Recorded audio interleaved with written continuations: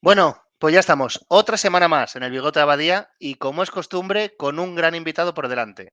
Pasaremos por la Liga, tanto en Primera, Segunda B, y viajaremos por Austria, China, Arabia Saudí. Vamos, una entrevista con mucha chicha y con muchas cosas interesantes que seguro nos sorprenderáos.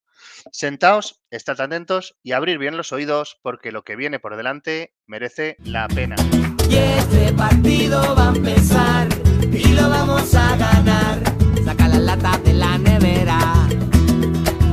Cuando mi equipo marca un gol, como rue la afición, con el fútbol las penas vuelan, yeah, yeah. Jonathan Soriano, bienvenido al Bigote de Abadía. Hola, muchas gracias, encantado. Nada, hombre, muchas gracias a ti por acudir a la llamada, que sabemos que, bueno, que al final las agendas son las que son y, bueno, nos hace mucha ilusión poder charlar contigo. En este caso, bueno, pues nos gusta o estamos más acostumbrados al fútbol retro en sí. Tocaremos un fútbol un poco más moderno, pero con muchas cosas interesantes y que están de actualidad entre, bueno, Arabia Saudí, este Girona que está dando la sorpresa, esos últimos años del Barça que ahora no tienen nada que ver con lo que estamos viendo. Así que nada, con muchas ganas, Jonathan, de empezar la entrevista y descubrir más el fútbol desde dentro, que es lo que nos gusta.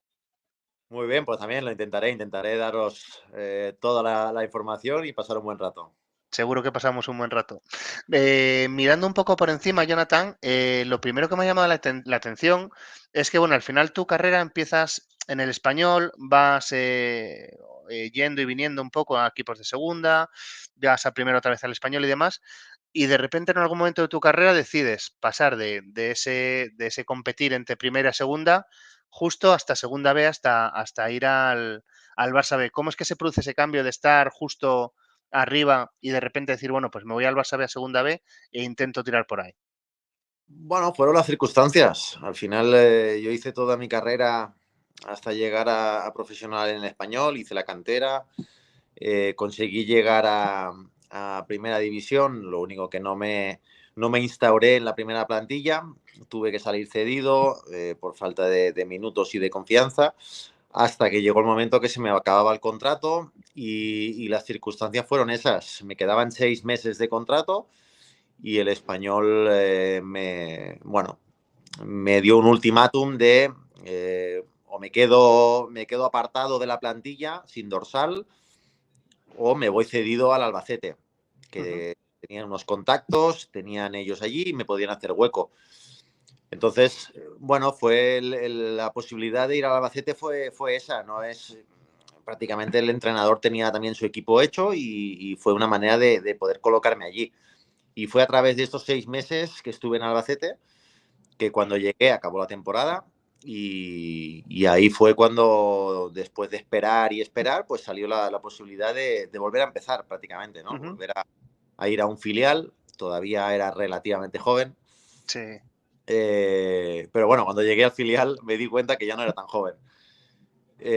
Y fue eso, fue un cambio muy duro, la verdad. Y no fue algo fácil porque al final mi último partido con el español fue como capitán en el Camp Nou, un partido de Copa. Y 6 meses después me estaba viendo en el filial de la acera de enfrente, ¿no? Y Sí. bueno, no sé si se han dado muchos casos, pero sí que es cierto que, bueno, se hizo un poco de revuelo y bueno, fueron unos meses donde complicados, lógicamente, porque la prensa, pues al final ya sabemos cómo funciona. Pero bueno, al final, pues viendo un poco la trayectoria ahora a tiempo pasado, pues la decisión creemos que fue la correcta. Sí, es curioso, dices tú, no sé si en muchos casos, pero fíjate, ya no es simplemente de equipo rival a equipo rival, sino que te plantas un poco, eso lo que has dicho tú muy bien, de volver a empezar de repente en un filial que no nos olvidemos, que tenemos, bueno, nombres como Mar Bartra, Sergi Roberto, Oriol Romeu, Nolito, si no recuerdo mal, Jonathan Dos Santos también estaban por ahí, o sea que un equipazo, aquel Barça B, lo único que, bueno, pues una etiqueta, por decirlo así, de filial, que entiendo de esas dificultades, pero bueno, ahí, por decirlo así, ese volver a empezar y, como bien has dicho también, es o explica un poco tu trayectoria a través de ese primer cambio. Uy, ¿te hemos perdido? No, ya estás por aquí, Jonathan, perdón, que habías desaparecido de la pantalla. Y a través de ese cambio, bueno, y Ángel, yo creo que de alguna de tus épocas posteriores te quiere recordar algún momento que seguro que te se sacan alguna sonrisa. A ver. Efectivamente, Jonathan. Bueno, queríamos empezar hablando de ese Barça B al que llegaste con Luis Enrique de entrenador y que conseguisteis el ascenso de segunda B a segunda, ¿no? Y que teníais en la plantilla pues los nombres que ha dicho Guti, los Bartra, Jonathan Dos Santos, Thiago Alcántara, Sergi Roberto, un auténtico equipazo, ¿no? Que muchos de tus compañeros han triunfado. Y tú además marcaste bastantes goles, incluso al año siguiente en segunda fuiste Pichichi de segunda, que es un logro bastante importante. ¿Cuál es tu mejor recuerdo de esta época? Buah, es que sinceramente fue espectacular. Nada más llegar, es cierto que choca, ¿no? Porque yo al final llego al filial y llego con una familia hecha, con mi mujer, con mis 2 hijas, y me encuentro un filial pues con chavales que, bueno, pues estaba saliendo entonces Marc Muniesa, que acababa de empezar con el primer equipo y también empezó también con el filial, estaba Gaya Sulín, chaval muy joven, Thiago Alcántara también subía, o sea, en aquel momento no eran los Thiago Alcántaras, los Muniesas, Bartras, sino eran jugadores muy jóvenes, una trayectoria espectacular, pero que eran muy, muy jóvenes. Pero al final tuvimos también, yo creo, la suerte de tener a un grandísimo entrenador como es Luis Enrique. Nos sacó el 100% de todo. Todo íbamos a una y la verdad es que dimos espectáculo. Recuerdo esa etapa que era cada partido disfrutar de lo que estábamos haciendo. Eran los entrenamientos, era disfrutar, íbamos a los viajes o los fines de semana y íbamos sin miedo a nada. Éramos un filial, un equipo muy joven, pero te encontrabas a un equipo que estaba luchando por la parte alta de la clasificación y nosotros íbamos sin ese miedo, sabiendo que les íbamos a competir y a veces eso no siempre pasa, ¿no? Entonces conseguimos juntar una serie entre los pocos veteranos que éramos junto con los jóvenes y hicimos un grupo muy bueno. Seguramente más adelante te preguntaremos por Luis Enrique, pero tú ya nos has dado a entender que sacaba el 100% de vosotros. Y como persona, ¿cómo era? ¿Era cercano a vosotros? ¿O? Yo tuve una relación fantástica. Al final, también es cierto que mi situación era diferente. Yo venía de primera división. O sea, al final, yo he jugado contra Luis Enrique. O sea, recordábamos algunos de los partidos que nos habíamos enfrentado y ahora me estaba teniendo él como jugador en el filial. Entonces, mi situación sí que era diferente y yo sí que creo que el trato también era así. Yo tenía finales, como he dicho antes, no era un chaval joven. Yo venía con mis 2 hijas, mi situación era diferente y la relación de entrenador-jugador la recuerdo como una de las mejores que he tenido yo en mi periplo aquí en España. Yo no recuerdo a Luis Enrique en el Barça B, pero ¿ya tenía sus cosillas con la prensa o estaba más calmado? No, si no recuerdo mal, él no hablaba en la prensa en aquel entonces con el filial, lo hacía su segundo, que era Joan Barbará, y él no lo recuerdo. Yo no recuerdo que él, no sé si era por la fuerza que tenía o lo que fuera, o porque le dejaban, pero no recuerdo que él fuera mucho con la prensa, pero al final Luis Enrique ya lo sabemos. O sea, para mí eran prácticamente 2 personas, uno de cámaras hacia afuera y otro de cámaras hacia adentro.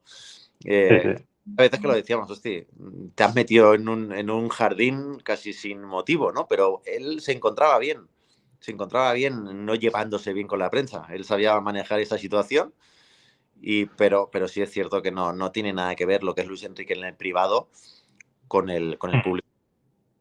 Es un poquitín el personaje para descargaros a vosotros de presión, en este sentido. Sí. Este tipo de entrenadores lo que consigue es eso, llenarse la mochila de todas las críticas, son ellos el punto de mira de todas las críticas y eso hace que alivie esa tensión en los vestuarios y al final es bueno en ese sentido porque sabe manejar esta situación y hace que el equipo pues esté algo más relajado en cuanto a la prensa. Y Jonathan, después del Barça pasaste al Red Bull Salzburgo de la Liga Austriaca Y bueno, me gustaría preguntarte por tu mejor momento, pero es que debe ser complicado, ¿no? Porque ganar cada año la Liga y la Copa de Austria, al final, ¿con qué momento te quedas? Pues, si te digo la verdad, mira, el cambio que hago del Barça a Red Bull es casi igual de complicado que el que hice del Español al Barça, ¿no? Porque al final yo estaba en una buena situación en el Barça, estaba haciendo la pretemporada con el primer equipo, me llega una pequeña lesión de rodilla y ahí es donde se tambalea un poco esa posibilidad de poder ser jugador de primera plantilla del Barça. Y a partir de ahí es donde yo decido que necesito ya un cambio de aires. Creo que la etapa del filial ya la había quemado y la oportunidad que tengo es de irme a Red Bull Salzburg. Una vez llego allí, los 6 primeros meses no son buenos. Me cuesta mucho adaptarme. Al final el cambio es brutal, es el idioma, es la cultura, es el clima y no es fácil. Pero fue con la llegada de Roger Smith y Ralf Rangnick, bueno, pues que cambia todo, o sea, cambia el sistema, resulta que paso de ser un jugador más a ser un jugador importante y ahí cambia mi historia en Red Bull. A partir de ahí empiezo ya a hacer goles, empiezo a ser importante, me dan la capitanía y la verdad es que es como tú has dicho, es complicado poderme quedar con un momento porque he vivido muchos, han sido muchos muy buenos. Seguramente los peores que he tenido han sido con las eliminaciones de Champions, ¿no? Que eso ha sido lo que a mí me ha dolido porque me hubiera gustado ser jugador en el que por primera vez hemos jugado en Champions. Luego lo han conseguido y les ha ido fantástico. Pero como jugador, a nivel personal, sí que me hubiera gustado, ¿no? En aquella época donde todavía el Red Bull Salzburg no era el Red Bull Salzburg que soy, haberlo conseguido, aunque conseguimos grandes cosas en Europa. En parte no hay mal que por bien no venga, porque el año que se eliminaron de la Champions, en la UEFA fuiste tú el Pichichi, ¿no? Que además eliminasteis al Ajax en 32avos. Sí, por eso también es cierto que el mérito en el fútbol nunca hay que quitarlo, ¿no? Porque al final ser máximo goleador de la Europa League, creo que algo de mérito también tiene que tener, por mucho que la Liga de Austria no sea tan potente.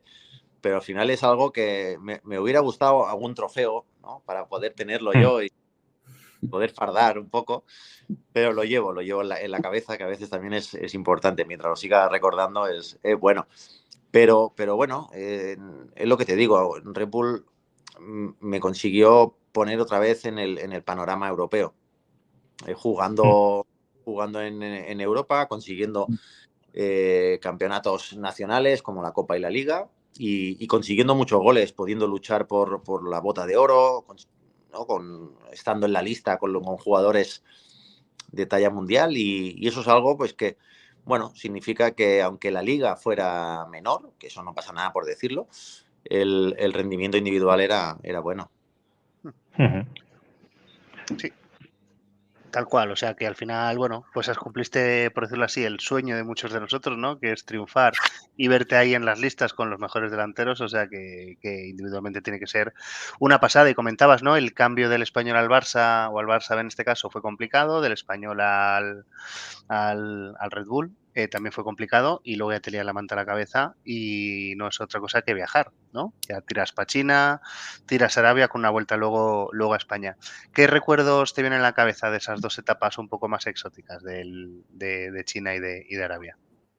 China, intento aprovechar la oportunidad que se me da. O sea, al final yo estaba cómodo en Red Bull, pero también quizá pensé que la etapa de Red Bull pues ya estaba quemada, ya había conseguido todo y quizá necesitaba algo más, alguna experiencia nueva, algún reto diferente y quería salir de Red Bull. Lógicamente Red Bull no me dejaba salir por aquí a Europa, la cláusula era muy alta y no querían que yo pudiera seguir disfrutando de aquí por la posibilidad de poder enfrentarnos en competiciones. Y la posibilidad de China sí que me la abrieron. Me dijeron que allí sí que era posible. Y ese fue el motivo. Al final, pues China estaba en auge, estaban invirtiendo mucho estaban potenciando mucho aquella liga y yo quise aprovechar el momento, tanto en nivel individual, que yo también ya había pasado la treintena de los años, y estuve 2 años. Una experiencia muy buena, complicada, porque al final cuesta mucho cuando vas a un sitio donde no es un fútbol realmente 100% profesional. Y es complicado porque al final es un país con una cultura diferente y te tienes que saber adaptar bien. Pero bueno, al final pude estar 2 años en un equipo grande, con una afición muy grande y donde pudimos conseguir la Copa de China, un título importante ahí en el país, con un equipo que en teoría, un equipo histórico, pero que por debajo de las potencias como podían ser Guangzhou Evergrande o Shanghái SIPG, ¿no?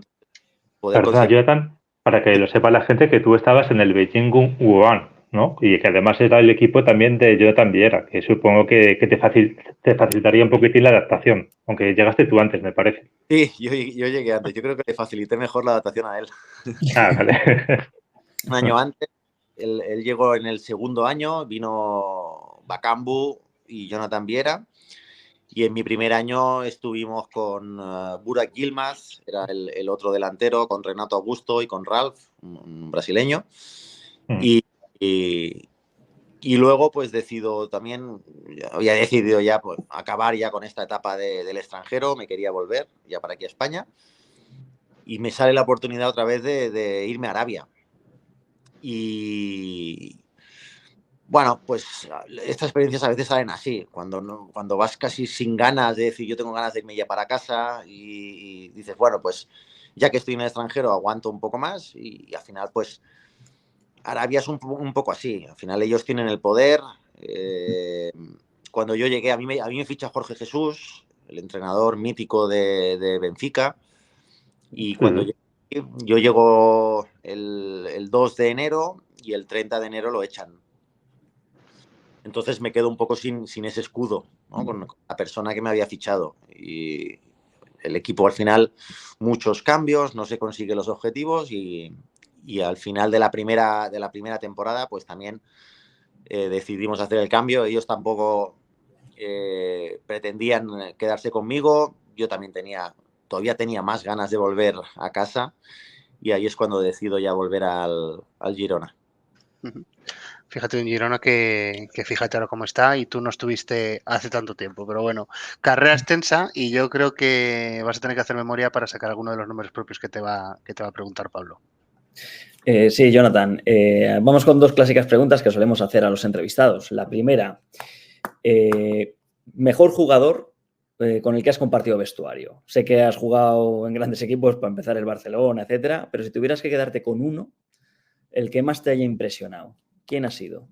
Si te parece, el Barcelona no lo incluyo porque al final sí que he jugado en el Barcelona, he jugado un partido de Copa, sí, pero al final yo me considero del Barça B. Vale.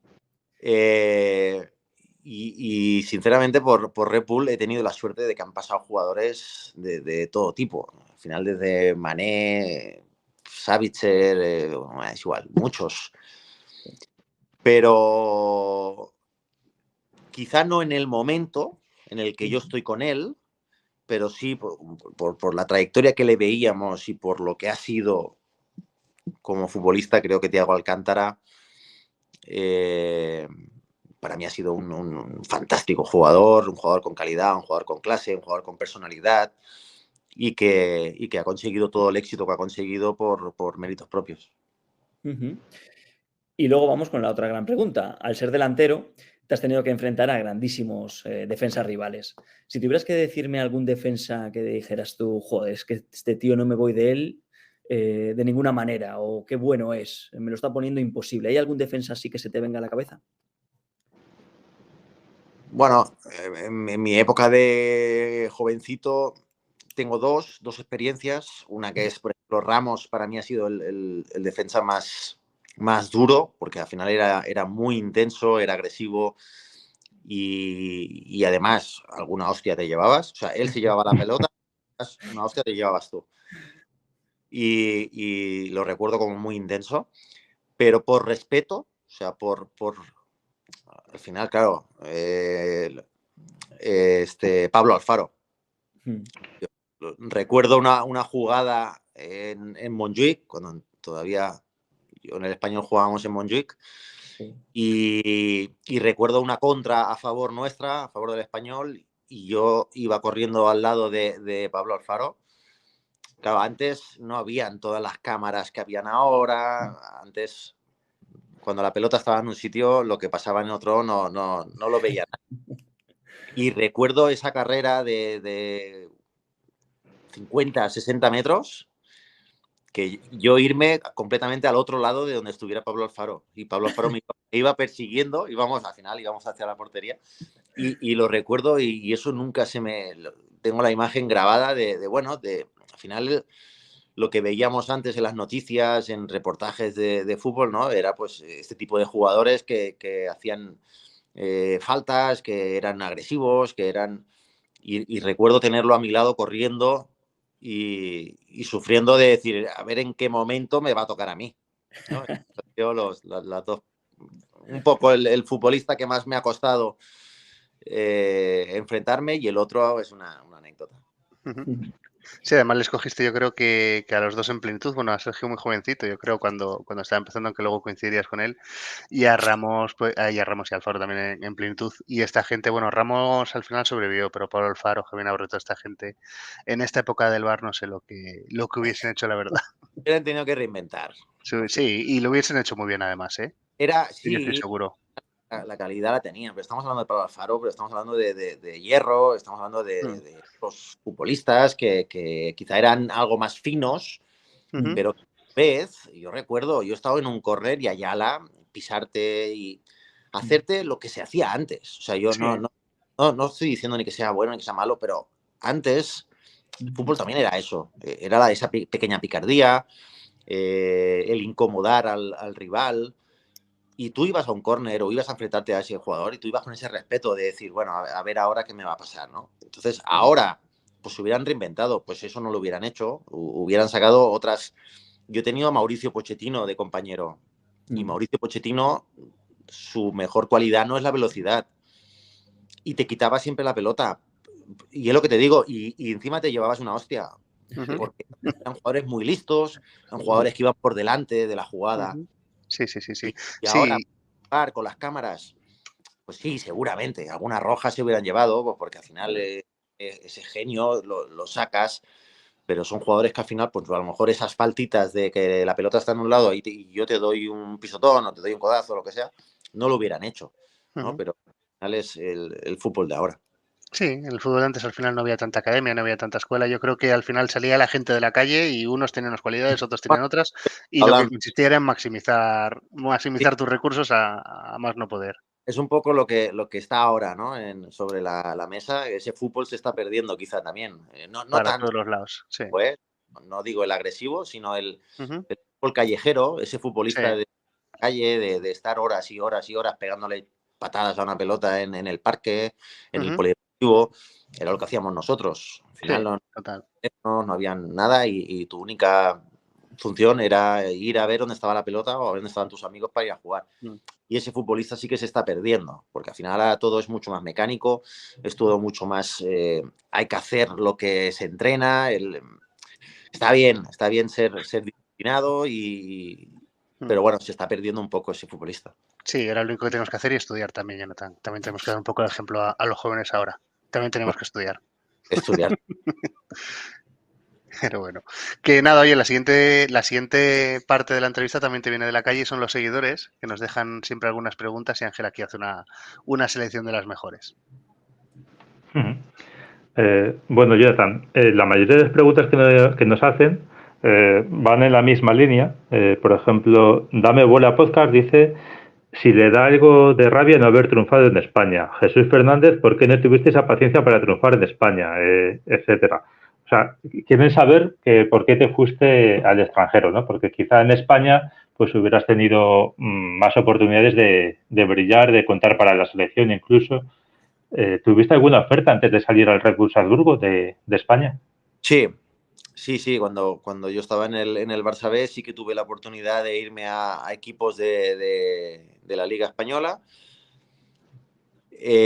Seguramente hubiera estado en la Liga Española, pero en un equipo donde quizá, al final, yo sé cuáles son mis condiciones. Yo si me voy a un equipo pequeño de la Liga Española, a mí no se me caen los anillos por decir yo estoy en la Liga Española o estoy en segunda o estoy en la rumana.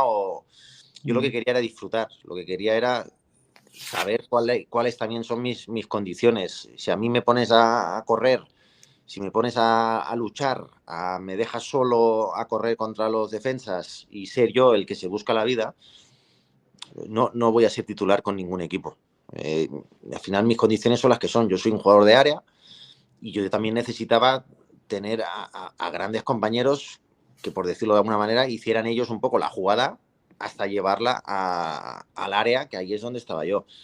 Entonces, yo quizá prefería un equipo de una liga menor, pero que yo supiera, o sea, o que pudiera explotar mis cualidades. Yo en aquel momento, no voy a decir los equipos, pero eran equipos de parte baja y hubiera estado en primera división, pero no hubiera podido triunfar, porque al final es lo que te digo, yo sé cuáles son mis condiciones y ahí me hubiera costado mucho. En un equipo pequeño, mi última etapa en Castellón lo pudimos ver, ya no solamente porque yo era con más edad y demás, sino es porque cada uno tiene que saber un poco cuáles son sus condiciones para poder explotarlas.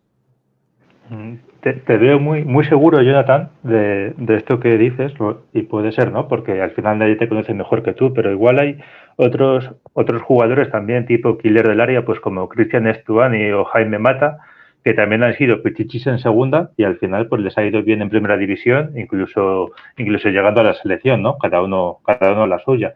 ¿No te queda un poco la espina clavada de que a lo mejor tú lo podrías haber conseguido también, si te hubieras quedado?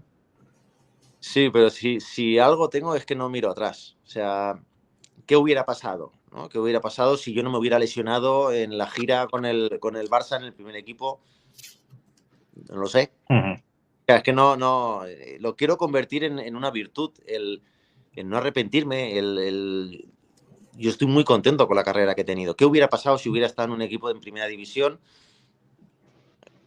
Sí. No lo sé. O sea, al final Perfecto, Jonathan. Ya, no te entiendo. Sí. Esta es Bueno, la única realidad, es lo que ha pasado. Lo que podía haber pasado. Yo a lo mejor salgo del Barça, me voy a un equipo de primera división y descendemos, o yo no juego, y hoy no estoy aquí sentado haciendo esta entrevista. Al final es así. El fútbol es como va. Hay lesiones, hay situaciones personales, hay estados de ánimo, hay momentos en los que no entiendes tampoco muy bien por qué. Dices, hostia, me estoy metiendo goles y estoy cansado, estoy mal, me duele todo. Y luego cuando estás físicamente bien no consigues hacer nada. A veces, pues la suerte también influye en el fútbol, influye mucho. Es lo que te digo, yo me fui a Arabia y a los 20 días echaron al entrenador. Y yo puedo pensar, hostia, no me fue bien en Arabia. Bueno, fue también un cúmulo de circunstancias donde pues no me acompañaron. Uh-huh. Entendido, Jonathan. Pasamos a la siguiente. Va a estar muy, muy sencilla. Víctor Fumado nos pregunta, ¿culé o perico? No, mira, esto es algo que ya llevo, mucha gente me lo dice, porque al final yo salgo de la cantera, no tengo ningún problema, todo lo contrario, orgulloso de ser de la cantera del Español. He pasado por el Fútbol Club Barcelona y ahora trabajo en televisión para programas que hacemos partidos del Fútbol Club Barcelona. Yo sinceramente me considero agradecido de los equipos de donde he estado. O sea, soy agradecido al Español, soy agradecido al Fútbol Club Barcelona, porque al final han sido parte de mi vida. Y de pequeño tampoco he sido un gran seguidor. Yo he sido un poco chaquetero, ¿no? Me pasé al Barça del Dream Team, me gustaba. Con el tiempo luego me pasé al Madrid, figúrate, al Madrid de los Ronaldos, Beckhams y demás. También me gustaba ver ese equipo con tantos jugadores galácticos. He vuelto a disfrutar con el Barça de Guardiola. No me da nada. Cuando un equipo juega bien, lo veo y lo disfruto. No Lo que no hago es sufrir por un equipo, que eso es lo bueno, solamente disfruto. Perfecto. Bueno, la siguiente, Jonathan, nos la hace Fútbol Carroza, un clásico, y nos dice: Mané, Savitzer, Campbell, Keita, ¿cuál dirías que era el mejor jugador de tu etapa de Salzburgo? En aquel momento, Campbell. Mané ha sido seguramente el jugador que más me ha sorprendido por la progresión que ha hecho. Con nosotros, cuando vino, era un jugador que era suplente, porque era extremadamente rápido, pero con el balón, bueno, le costaba un poco más. Y la transformación que hizo de mejorar con el balón, porque al final la rapidez ya la tenía, fue brutal. Y sobre todo lo vi el cambio que hizo cuando se marchó a Inglaterra. Parecía que estaba viendo a otro jugador, de verdad, porque goles con esa tranquilidad, jugadas de calidad, y eso era algo que con nosotros no lo habíamos visto. Con nosotros era casi jugar fácil con él, porque era balón largo y era imposible de cogerlo. Pero en cuanto a calidad, en cuanto a ser un jugador importante en el equipo, creo que Kevin Campbell ha sido el jugador más importante. Bueno, hasta aquí las preguntas de los seguidores. Y hasta aquí la primera parte de la entrevista. Ya ves que tenemos seguidores que son muy buenos y muy nobles, que no te ponen en compromiso, o sea que tienes que estar encantado, Jonathan. Sí, la verdad es que estaba algo más fuerte, digo, espero que no. ¿No tienes alguna más fuerte por ahí, no, Ángel? No, bueno, es que muchas eran en el mismo sentido que ya hemos venido hablando, ¿no? Era una broma. Bueno. Era una broma. Nada, vamos con esta segunda parte de la entrevista, Jonathan. Son 3 juegos muy cortos. El primero te lo va a contar Pablo. Sí, Jonathan, esto es, pues bueno, hacer un poco de memoria y originalidad. Es el juego de los nombres propios. Yo te voy a decir una serie de nombres, excompañeros, exentrenadores, etcétera, y tú me los intentas definir, si puedes, con una sola palabra, ¿vale? Vamos allá. Empezamos con el primero, Iván de la Peña. Genio. Ernesto Valverde.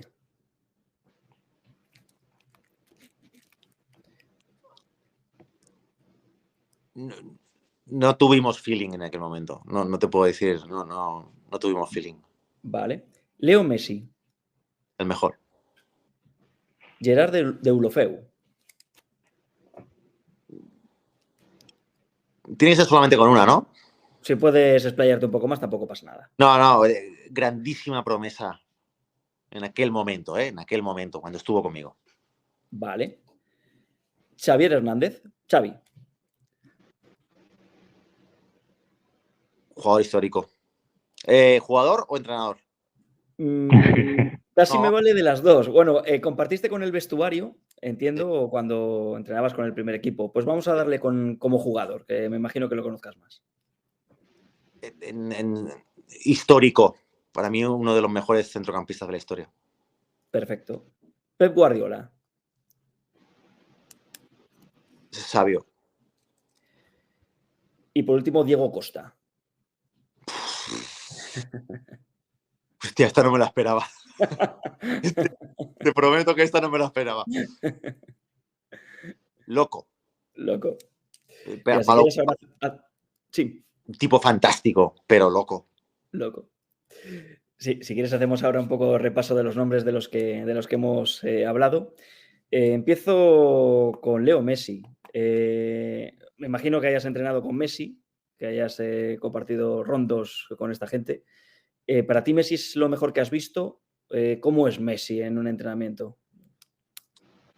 Tenemos que pensar que a veces los entrenamientos con el Barça eran mucho rondo, mucha posesión, mucho partidito corto, y muchas veces estos jugadores tan titulares a veces ni entraban, o sea, o hacían comodines, o era diferente, pero al final a Messi lo valoras por lo que ves en los domingos. A veces yo he tenido muchos compañeros que he tenido compañeros en los entrenos eres el mejor y en los partidos ya, porque no es lo mismo, porque al final hay tensión, no es lo mismo, y veías al final lo que ha hecho Messi, y ya no solamente porque muchas veces hay gente que ha tenido una buena temporada, que ha tenido grandes partidos, Estamos hablando de un jugador que lleva muchos años.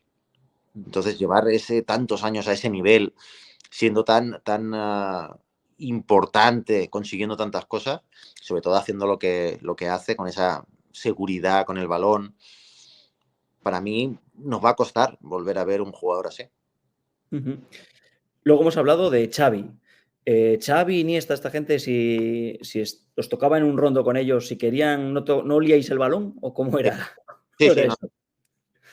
Cuando te tocaban algún rondo de estos así, era prácticamente imposible. O sea, tenías que intentar adivinarla. Si tú hacías lo que tenías que hacer, que era pues a veces los rondos en el Barça muchas veces no es únicamente para disfrutar, sino a veces te ponen marcas, ¿no? De decir, pues por el medio, si somos, invento, 6 contra 2, no puede pasar nunca el balón por el medio, ¿no? Es una tarea a lo mejor en un rondo que no es solamente para pasarlo bien. Si tú intentas hacer las cosas bien, es cuando te toca con un rondo con ellos, y al final acabas mareado, porque va muy rápido, porque no hay fallos, porque hay esa seguridad en el pase, porque antes de que les llegue el balón ya sabe dónde la van a pasar. Son jugadores pues con ese talento que lógicamente lo han ido mejorando con la llegada de nuevos jugadores y de entrenadores, pero que era alucinante verlos entrenar así. Luego pasamos a otro gran centrocampista, Iván de la Peña, lo has llamado genio. ¿Era fácil jugar con de la Peña? ¿Cómo era tener a ese tío por detrás en la media punta? De difícil, porque de los pocos jugadores que sin mirarte te pasaba el balón. Fíjate. Entonces, hasta que tú no te adaptabas, era complicado, ¿no? Porque hay muchas veces que con otros jugadores, pues ya ves que te mira, notas, ¿no? Que te mira por el rabillo del ojo. Pero es que de la Peña era un espectáculo. O sea, yo no he visto a ningún jugador, a ningún mediapunta, por decirlo así, con ese don de no mirar y encontrar el pase. Y con esa seguridad sobre todo lo hemos podido ver, yo lo he podido disfrutar, pero al final con lo que hemos podido ver es con Raúl Tamudo, ¿no? Esa sociedad que han tenido de la Peña Tamudo, de conocerse exactamente, al final de la Peña era, en el momento que yo lo pude tener de compañero, para mí fue un orgullo, ¿no? Porque primero, tener a De la Peña, el magnífico De la Peña, con toda la trayectoria que tenía y poder haberlo tenido estos últimos años conmigo de compañero.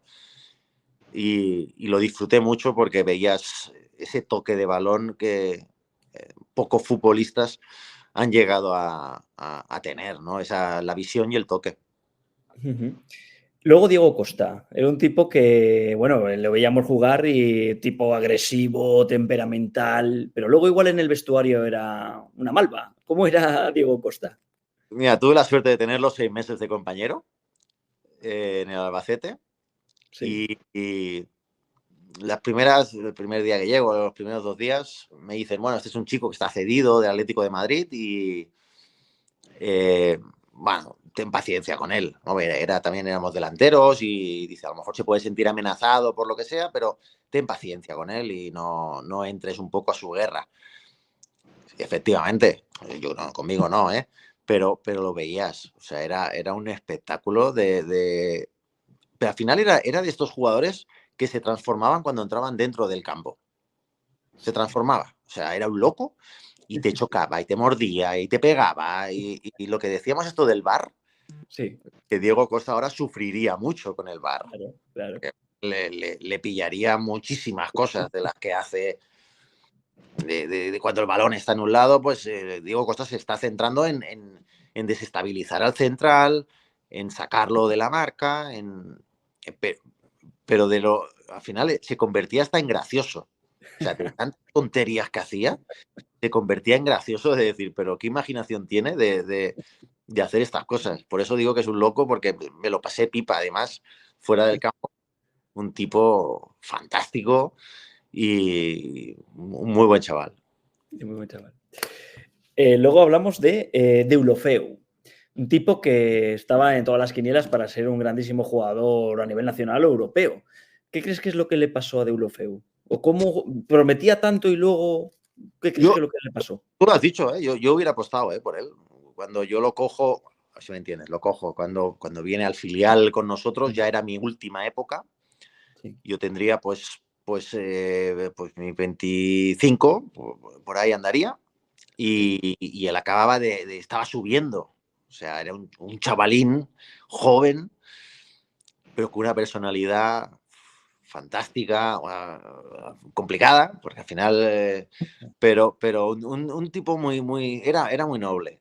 Y las condiciones técnicas para mí eran abrumadoras. Era rápido, tenía gol, tenía chute, tenía personalidad. O sea, yo cuando lo vi, a mí me encantó. Y entonces, el poco tiempo que estuvimos juntos, sí que intenté pues hacer ese de jugador veterano, ¿no? De intentar llevarlo un poco no por el buen camino, porque tampoco era un chaval que llevara mal camino, pero intentar meterlo en el fútbol profesional y darle los 4 consejos que yo pudiera creer que eran aconsejables y al final es lo que te digo, pues el chico llega a primera división, llega al primer equipo, no tiene fortuna, no tiene suerte, las situaciones a veces pues son las que son. A mí me pasó con el primer equipo del Español.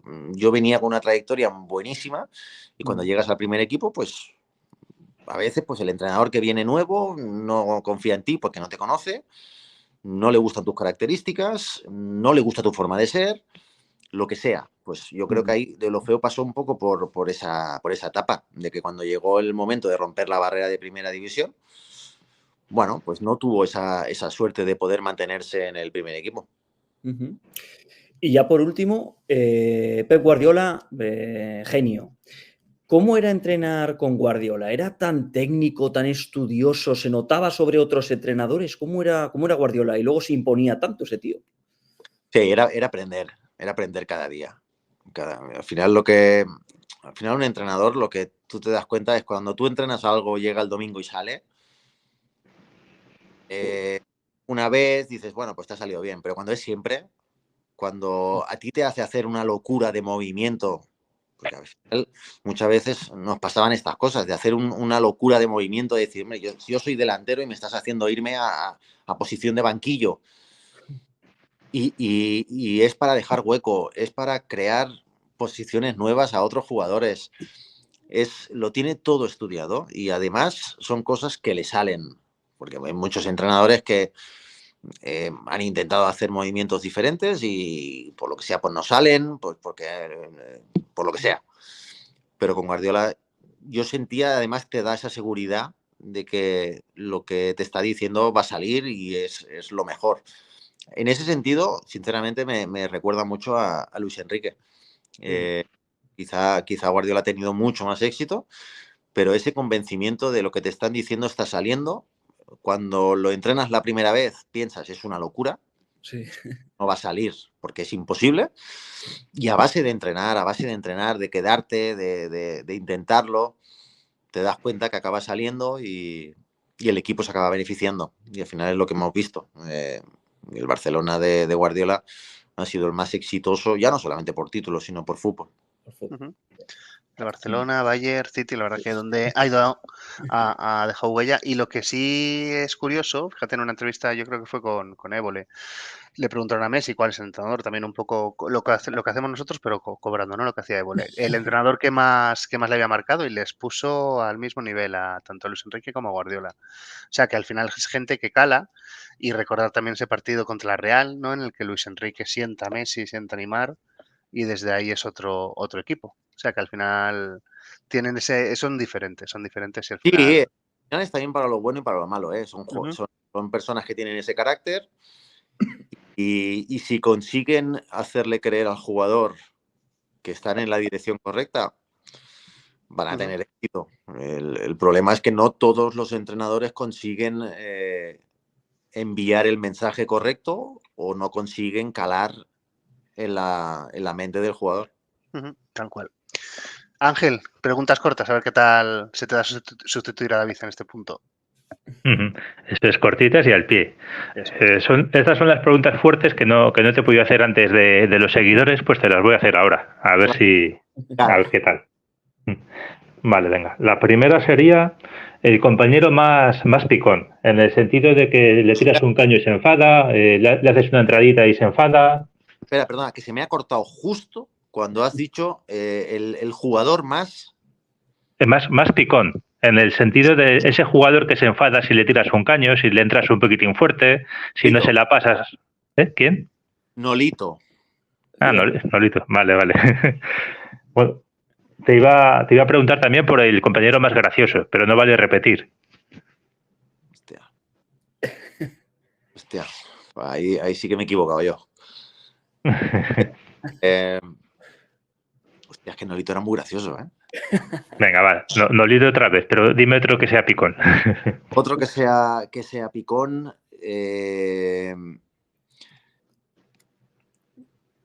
Bartra, por ejemplo, entraba bastante. Bartra sí que era bastante picón, ¿eh? Sí. Bartra. Bueno, el más fiestero, no en el sentido de que se emborrache, pero que le gustaba la salsa. Aquí sí que tengo varios. Pero bueno, al final tampoco creo yo que se vaya a enfadar. Jonathan Dos Santos, creo que más que Giovanni. A Giovanni no lo coincidí, él ya estaba en el primer equipo, y entonces no sé cómo lo hacía. Pero bueno, al final es que lo del tema fiestero, al final eran jóvenes. Al final, chaval, con 18, 19 añitos, no tienen nada que hacer, no tienen familia, no tienen responsabilidades. Sí, bueno, decimos fiestero, pero bien entendido, ¿eh? No en plan Jack Grealish, en plan normal. Vale. Pues son chavales que están en Barcelona, tienen una cierta reputación de estar en un equipo grande, los conocen, disfrutaban. Yo a mí eso me bien. Bien. El campo que más apretaba. A mí el que más me ha sorprendido es el antiguo San Mamés. Joder. Espectacular para mí, ¿eh? O sea, lo veías vacío y decías, uff, qué raro.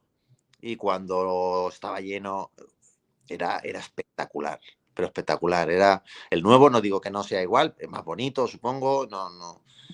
Pero el viejo San Mamés a mí me gustó mucho. Sí, daba respeto, era un estadio mítico y demás, sí. Bueno, la mayor bronca que has vivido en un vestuario. No tienes por qué ser tú el protagonista, pero lo típico, un entrenador que llega dando golpes a la puerta porque ha salido mal la primera parte o lo que sea. Sí, en Austria, al final cuando hablamos de carácter, creo que me tengo que ir para Austria, porque Roger Schmidt era un tipo con dos personalidades brutales, una con una nobleza, un tipo simpático, un tipo que se preocupaba por todo, pero cuando se enfadaba era un espectáculo. Y además se juntaron Ralf Rangnick, que era el director deportivo, con Roger Schmidt, y cuando uno descansaba se ponía el otro. Yo tuve en el momento, como no entendía alemán, pues no. Yo decía que sí con la cabeza, pero por la manera de hablar. También es verdad que el alemán, aunque te digan algo bonito, ya parece que te están diciendo algo feo. Sí, ¿verdad? Ya sabes, se levantó la voz allí. Oye, Ralf Rangnick, la verdad es que lo hizo muy bien en el Salzburgo, ¿no? Y al final acabó siendo primer entrenador del Manchester United. ¿Tú le veías como un adelantado a su tiempo en aquella época? Sí, sobre todo en la manera de pensar y en la manera... el problema con Ralf es que yo siempre lo he visto como director, ¿vale? Como una figura para construir un equipo. Con nosotros, por ejemplo, construyó una base, construyó una filosofía que dura hasta el día de hoy. Se ha juntado con el hermano mayor, que es Red Bull Leipzig, y fíjate el éxito que están teniendo con lo que es Red Bull. Como entrenador yo no te puedo hablar. Yo sí que sé que ha tenido éxito con otros en sus etapas anteriores, pero no sé realmente cómo es como entrenador, su manera de entrenar. Sí, su filosofía. No sé si tiene que ir de la mano, pero a veces no es lo mismo ser el jefe y hacer que todo el mundo trabaje como tú digas, que ser tú el que trabajes. Bueno, seguimos, que me he desviado un poquitín. Quería saber también el compañero con el que mejor te entendías. Un delantero o un extremo que te daba buenas asistencias. Claro, en Red Bull he tenido muchos también, pero la mejor etapa donde al final por todo, por idioma, era con Nolito. Con Nolito en la etapa que estuvimos, éramos los dos delanteros al final que con el delantero que mejor me llevaba. Sí. Y por último, la camiseta que guardas con más cariño. No guardo camisetas. Anda, ¿y eso? Bueno, seré raro o no, pero no, todo está dado. O sea, no guardo nada porque al final no tengo dónde colocarlas. Creo que es un recuerdo que para mí, cuidado, tengo compañeros Sí. que guardan y es fantástico, pero no, al final es dejarlas en un armario o hacerte un vestidor, lo que quieras, pero nunca me ha hecho ilusión, la verdad, no. Las he regalado, le ha hecho realmente ilusión. A mí no me hacía ilusión tener una camiseta o tenerla guardada, cuidado, a lo mejor en aquel momento sí que me hacía ilusión pedírsela, pero luego te das dando cuenta que dices, hostia, esta camiseta está guardada, está para mí desaprovechada. Y se la he dado a gente pues que realmente la valoraba. ¿Y la mejor que has regalado? Tuve una que a mí me hizo especial ilusión en aquel momento, que era el Raúl. Para mí era era como conseguirla, ¿no? Porque ya no solamente tenerla, sino para mí era un sueño poder ir a Raúl, jugar contra él y decirle quiero tu camiseta y que te la dé, porque hay veces ya sabes cómo funciona esto. La tengo prometida en el partido de vuelta, otro año, y cuando la conseguí, bueno, Raúl para mí fue uno de mis referentes cuando yo era joven. Normal por otro lado. Bueno, nada, Jonathan, vamos con el último juego de todos, ¿vale? Es una frase a la que le falta el final y el final me lo tienes que poner tú. Lo mejor... Hace mucho que dejé el cole, me estáis poniendo aquí... Te estamos poniendo a prueba, no te creas, nada, pero te vemos bien. Somos más o menos de la misma edad y nos mantenemos bien. Nada, lo mejor de ser futbolista es...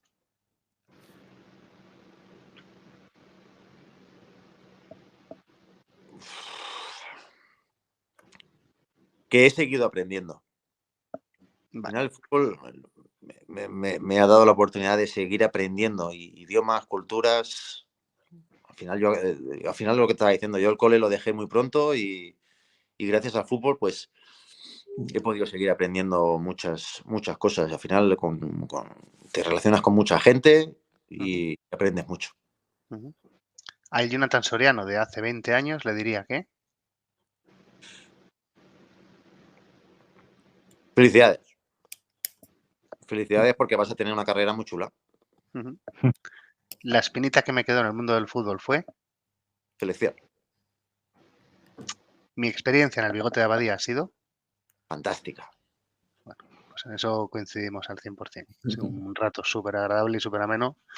O sea que encantados y vamos con la última. El exfutbolista al que reto a venir al siguiente programa del Bigote de Abadía es... Ferran Corominas. Ferran Corominas, delantero, ¿no? Delantero. Elche puede ser principalmente o español, ¿no?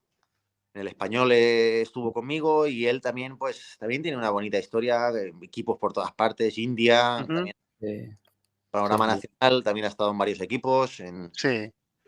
Así que también creo que veremos a ver si conseguimos. Y habéis sido, perdona Jonathan, estrellas de la Kings League de Piquet, ¿no? Los dos, cada uno en un equipo.